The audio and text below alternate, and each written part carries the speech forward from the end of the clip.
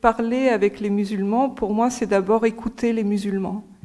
Je pense qu'il y a vraiment, et c'est pas une pirouette, hein, c'est vraiment parce que pour moi, ça dénote d'une démarche très importante d'écouter ce que les différents islams en France peuvent dire. Et on a des choix, à mon avis, à faire dans nos dialogues. C'est en tout cas ma conviction. Je me suis aperçue qu'il n'était pas possible pour moi, dans mes convictions religieuses, de dialoguer avec tous les islams qui se manifestent autour de nous. D'abord parce que pratiquement on s'aperçoit que c'est parfois très très difficile. En plus je suis une femme pasteur et ça peut ajouter des obstacles. Mais en tout cas je me rends compte aussi que pour une cohérence spirituelle et théologique, on a le devoir, à mon avis, de savoir avec qui on parle et avec qui on va pouvoir construire quelque chose qui soit durable dans notre chemin de dialogue. S'engager dans tous les dialogues, tous azimuts, ne donne pas grand-chose au final, et on n'y arrive pas très bien dans le long terme. Et il me semble qu'il faut se poser la question de d'où sont nos propres frontières intérieures, qu'est-ce qu'on peut tolérer ou pas, qu'est-ce qu'on peut accepter ou pas dans sa foi. Et il m'a semblé que ça, c'était un sujet très important dans ce dialogue avec l'islam, avec les islams. Je pense qu'il faut vraiment dire ça maintenant, comme on le dit pour le protestantisme. Et à l'Oratoire du Louvre, nous avons la chance d'avoir un auditoire, une assemblée, une église, une communauté qui accepte très bien d'écouter la différence des discours et d'écouter cette différence exposée dans le temple même et de désacraliser l'endroit de la chaire. Le lieu où l'on prêche n'est pas sacré, au sens où on peut très bien inviter des personnes à prêcher autres que des pasteurs protestants. Et on a cette expérience à l'Oratoire du Louvre qui est très riche de pouvoir écouter et inviter des prédicateurs qui ne soient pas de confession chrétienne. Et du coup, on a la joie d'entendre un rabbin parfois, un imam. Et alors, on a aussi évidemment des intervenants œcuméniques, donc dans le catholicisme ou autres confessions. Alors, je pense que là, c'est dans cette ouverture-là, si on veut vivre cette ouverture-là dans une église, ça nécessite d'avoir d'autres point d'accroche, parce qu'on ne peut pas écouter un discours en assemblée dominicale le dimanche matin sans avoir quelques structures autour de ça. Et donc, ce qui nous sert de règle dans cette aventure un peu audacieuse de laisser la chair à d'autres religions, c'est vraiment de choisir de quel type de compréhension religieuse, avec quel type de compréhension religieuse arrivent les personnes qui vont parler. Et évidemment, c'est le libéralisme qui, pour nous, est la ligne et le fil conducteur de ces invitations. C'est-à-dire que ce n'est pas tant la religion qui va être très différente que la façon de la vivre, de la comprendre. Et donc on peut avoir quelqu'un qui est chrétien, protestant, avec une longue culture protestante à côté de soi et se sentir complètement étranger et dans l'impossibilité d'être dans le dialogue avec cette personne, alors qu'on pourra l'être avec quelqu'un qui n'a pas la même religion, mais qui a la même approche spirituelle et la même approche religieuse. Et je crois que ça, c'est voilà, il fallait que je dise ça, parce que sinon c'est incompréhensible de l'extérieur, et on se dit, mais en fait, tout devient possible et tout devient n'importe quoi, et je pense pas que ce soit ça du tout. Donc, alors ça veut dire qu'à l'Oratoire du Louvre, on a un imam qui est venu déjà plusieurs fois prêcher, qui est un ami, qui a fait de la philosophie aussi, et qui est même enseignant de philosophie, et qui a qui prend le temps avant ce moment de prédication de pouvoir partager avec moi le choix des textes qu'il va prendre dans le Coran, et qui puisse en même temps intéresser les personnes qui viennent au culte dominical le dimanche matin.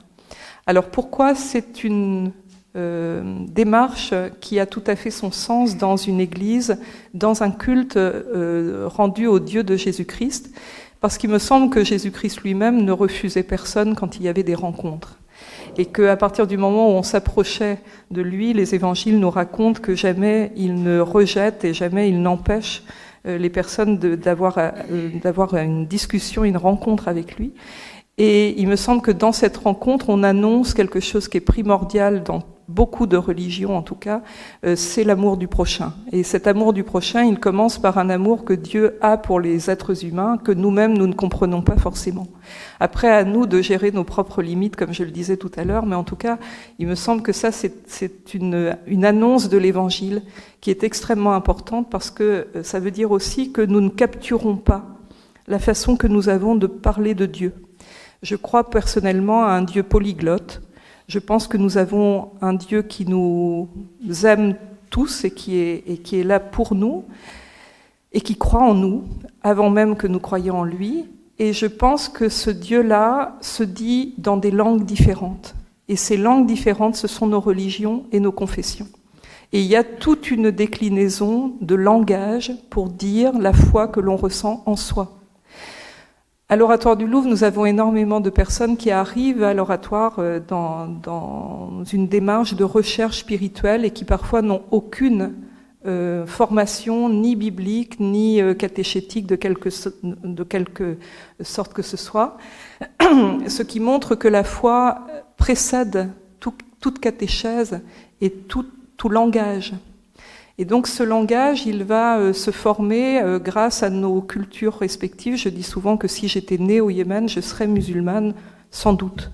Et je le vivrais peut-être de la même façon avec, alors peut-être des grosses difficultés à vivre mon islam de façon libre, mais en tout cas, j'aurais sans doute cette même envie de vivre cette religion avec cette ouverture-là. Et donc, je crois que l'essentiel n'est pas la culture religieuse dans laquelle nous sommes nés et la façon que nous avons de dire les choses. C'est sans doute davantage pour ce dialogue sur la langue que nous employons et le langage que nous avons en héritage qui va nous permettre de nous rencontrer.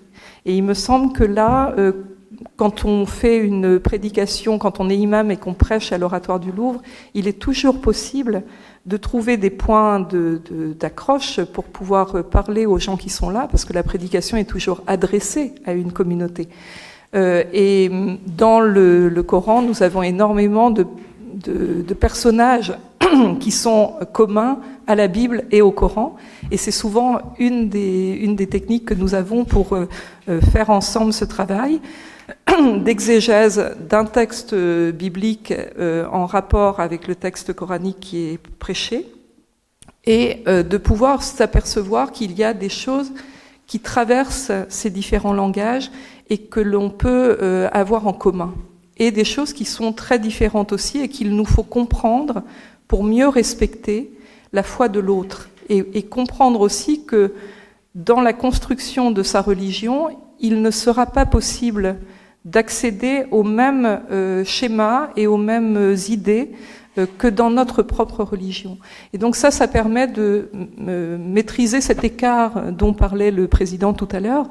Je crois que c'est extrêmement important de mesurer cet écart et en même temps de regarder aussi ce qui peut faire langage commun, en sachant très bien que ça ne cherche pas à convertir qui que ce soit. Les personnes qui viennent le dimanche matin écouter un imam ou un rabbin ne vont pas forcément adhérer à tout ce qui sera dit, et c'est pas le but. Le but, c'est de réfléchir ensemble sur ces textes que nous connaissons mal et que nous avons à découvrir, mais pas remis à notre propre sauce, si j'ose dire, mais plutôt écoutés par ceux qui le pratiquent véritablement dans leur religion. Voilà.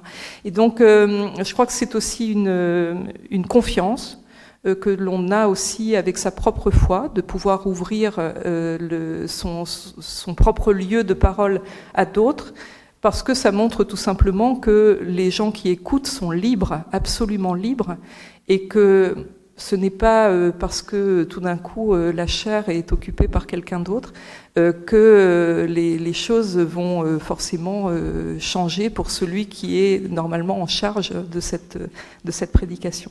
Je pense qu'il y a vraiment quelque chose qui change au niveau de la compréhension et de l'accueil de l'autre, mais après chacun fait son chemin spirituel, et je pense que le rôle de l'Église n'est certainement pas de garder, de capter son public comme si on avait des parts de marché en religion. Ce serait absolument terrifiant.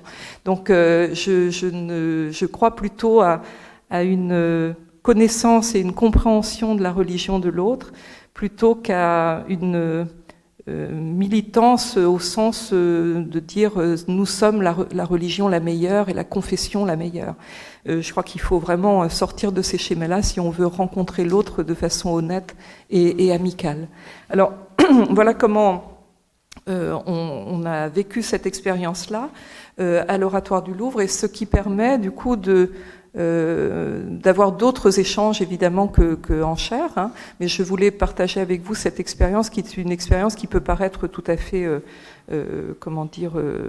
dérangeante quand on est dans un dogmatisme strict, mais je pense que ça n'est en rien un problème dans une église chrétienne. Alors, on a aussi des lieux de conférence où le même imam est venu partager avec nous sa compréhension en théologie musulmane. Il est d'un courant mourtazilite.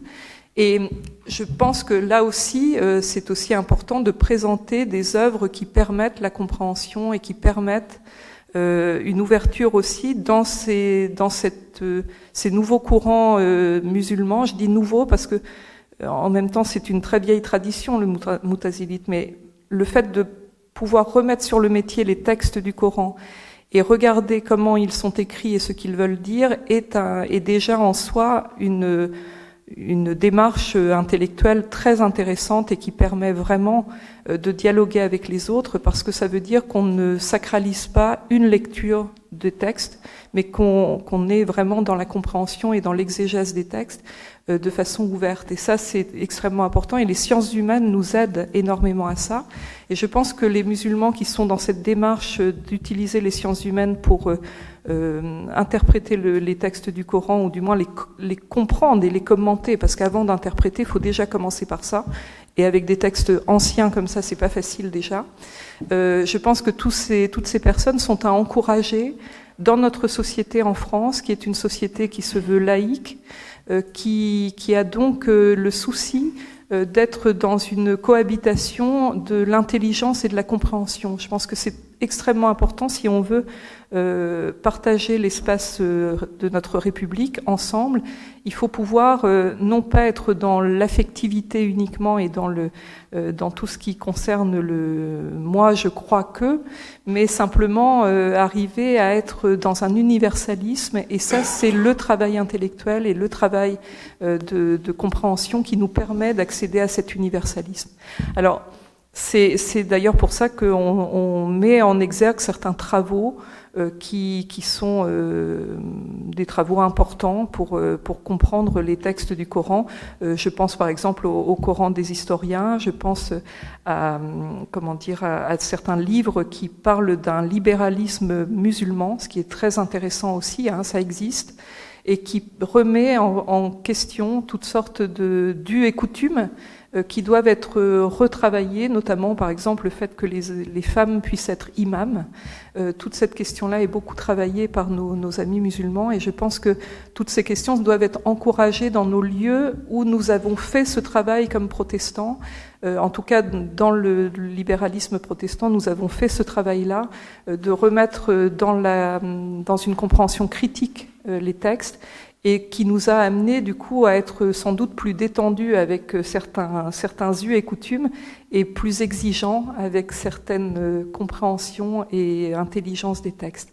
Alors voilà, je pense que c'est la voie que nous avons choisie dans notre Église pour annoncer une paix durable entre les différentes religions, à condition de s'écouter et de chercher à comprendre la culture et la tradition de l'autre, Et pour ça, il faut que le travail intellectuel fasse son œuvre, à mon avis. C'est une des voies, en tout cas, extrêmement importantes. Alors ça ne m'a pas empêché, avant ça, dans d'autres lieux, d'avoir des contacts avec les musulmans très riches, puisque j'ai commencé mon ministère au Havre, où j'ai été pasteur 5 ans. Et là, on était dans une ville portuaire avec une mosquée où il y avait énormément de diversité, hein, d'origine des fidèles qui venaient à la mosquée. Et nous avons organisé des prières communes, nous avons organisé beaucoup de choses de l'ordre de la convivialité aussi. C'est un des moyens du dialogue interreligieux très intéressant. Ça complète, ça ne remplace pas ce travail intellectuel, mais ça le complète. Et puis, à Boulogne-Billancourt, ensuite, quand j'étais pasteur là-bas, là, nous avons organisé des fabriques du dialogue, et où justement toutes les confessions et les convictions étaient représentées le plus largement possible, hein, avec les acteurs qui voulaient bien le faire. Et nous avons eu des contacts constants, alors là d'ordre administratif, avec les personnes qui étaient en train de construire une mosquée à Boulogne-Billancourt, parce qu'ils se réunissaient dans un hangar où nous étions allés prier plusieurs fois ensemble, notamment avec les femmes de la mosquée. Et là, ils étaient dans un projet qui était difficile à monter, avec des dossiers difficiles aussi. Et là, les protestants de Boulogne ont aidé les musulmans de Boulogne pour ce projet, ce magnifique projet de construction de mosquées. Et on a été là une aide administrative. Mais parfois, c'est par là aussi qu'il faut regarder, étant donné qu'on a déjà labouré certains champs, il faut qu'on aide les autres à avoir les bons outils pour faire la même chose, eux qui ont une religion qui a peut-être moins d'implantation encore que nous dans certains lieux et dans certaines villes. Voilà.